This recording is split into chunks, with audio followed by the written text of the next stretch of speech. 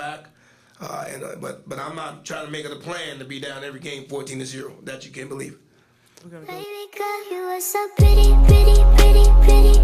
Baby girl, you are so. Mentality of this team in training camp, and what went into the decisions you made about the personnel that you wanted to go with going into this game? Well, that's a great question. Actually, the mentality for us was to try to make training camp as hard as we could. You know, we were trying to get a gauge on some of the guys that we had. You know, I didn't need to test Jamar Gassett. I didn't need to test TJ Lee. I didn't really need to test Jalen Goss. You know, but with the amount of transfers that we did have coming in, we knew that they were talented, but we needed to find out how much fight they had in them. So, you know, you asked them, and we had some tough afternoons. Yeah, we had some tough mornings, and that was by, you know, for a reason. I wanted to see where we were, who we could trust at this time, who's going to be accountable, who's going to take care of the details. So, mentality-wise, I thought we got over a hurdle. You know, a lot of people thought we were going to come in and this was going to be an easy football game for us, but.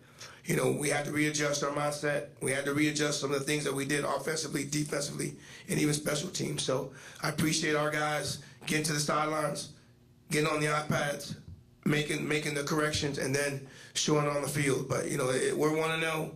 We've got a long way to go if we're trying to get back here, you know, in December. But excited about what we did, but we still got a lot of work to do. Well, we talk about the middle eight, and when we discussed the middle eight, we talk about the last 4 minutes of the second quarter, and then the first 4 minutes of the third. And you know, we had a chance at the end of the second quarter to get some points. You know, and we didn't. You know, we failed in our 2-minute attempt, but.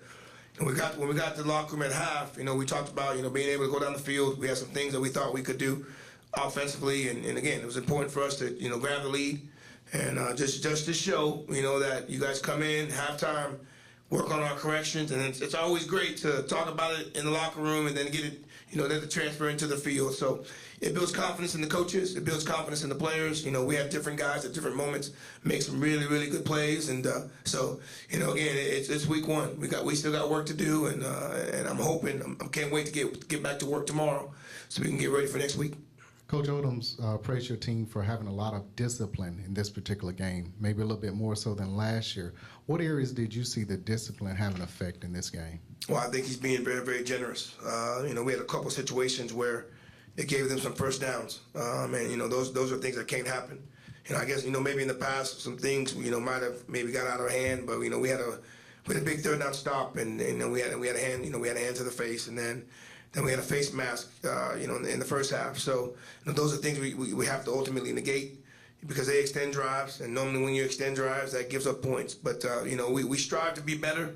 I don't necessarily know how many penalties we may have had, but you know, we had 2. It comes to mind, and that's 3 too many, right? So you know, we continue to work on that. We'll do some running and do some disciplines for some of those things that happened tonight. But you know, it's things we can learn from. It didn't cost us tonight, but ultimately it could cost us later. So ultimately, I'm always going to feel that we need to be better with our discipline. How was it different walking out on the field tonight, being the first-year head coach, considering the journey you took to get here, and how was it different walking off the field tonight knowing you had your first win as head coach of Florida A&M? Well, I'll tell you this. You know, my first 2 years, I was in charge of the captains, so I would walk the captains to the 50. You know what I mean? Tonight, I had to run. Yeah, they're very different, right? I mean, I'm not used to running from one side to the other, and I do that sometimes. Just, you know, not as a head coach. That's probably the first part for me. Secondly, you know, it was you know, little butterflies. That's some butterflies in there, and obviously excited to see our fan base. You know, my family was in the stands, and you know, but the best part was walking off 1-0. You know, and that's something that, you know, you strive for. And again, you know, I won't be able to relive that moment ever again. But it was exciting for me, exciting for the team, excited for the staff, excited for the you know, and president, everyone affiliated with our program, Rattler Nation. You know, we got a lot of people come watch this football game. We had a lot of people watching this football game on TV. So I think you know, the MEAC SWAC Challenge was the #1 ticket tonight, and that's great to see and great to hear. But giving up 257 yards rushing, you can't do that each game and talk about national championship. Of course. And I know you got to get back and watch film. What was really happening, because you guys were getting caught up in the mixed direction. Right. And once they popped through the first line, then, you know, the secondary had to catch them and they had to make one miss. Do you know now what was the issue, or of course you know that's a whole bunch of yards to give up rushing? Well, I mean, the standard of our defense is you got to stop the run. You know, we can't have the success that we need to have if we don't stop the run. And over the last 2 or 3 years, we've been one of the best in the country. Norfolk was giving us some unbalance. They were moving the line around on us. We call it an ox front, and when you do that, people can get out of gaps. And that first long run, they put us in ox, and then they countered with the guard and the center, and we didn't have enough. And then the running back made a great move, to get the spring, and it went about 82 yards. So, for us, I thought we might have been moving a little bit too much. We normally line up and just, and we just take gaps, and I think we were moving around a little bit too much, especially with the ox and the unbalanced stuff that they were doing. You now have to slide, D-lineman, you got to change your gaps, and we weren't recognizing that. So, things to grow, things to work on. I'm not going to tell you that we worked on the ox a heck of a lot, because that's not what they did, right? And then obviously, looking at a guy that was at another program before, so hats off to them. But I thought they did a really, really good job. And ultimately, what happens when you do things poorly, now you wonder what South Carolina State's going to do to us next weekend. You already know they're gonna see if we have that fixed or not. So, but I thought we moved around too much on the defensive line, where normally we play gaps, right? And then obviously they did a good job game planning. And but we got some things we got to work on. We know that.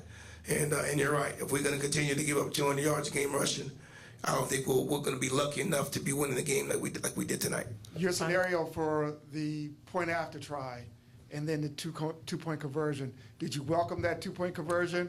What was going through your mind when you saw that?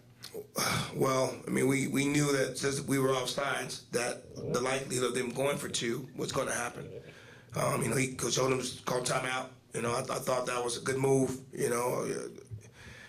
We called a defense that we thought they were going to run a QB, something with the QB, and we got lucky on that one. We got a chance to get. Our guy won the one-on-one battle with an amazing tackle. But we don't want to be offsides on the extra point. But I mean, again, the other scenario was what it was. Defensively, we did a good job, and we didn't give up the 2 points. I guess obviously that was the difference of the game. Thank you, everyone, and safe travels back, please, to everyone. Baby girl, you are so pretty, pretty, pretty, pretty. Baby girl.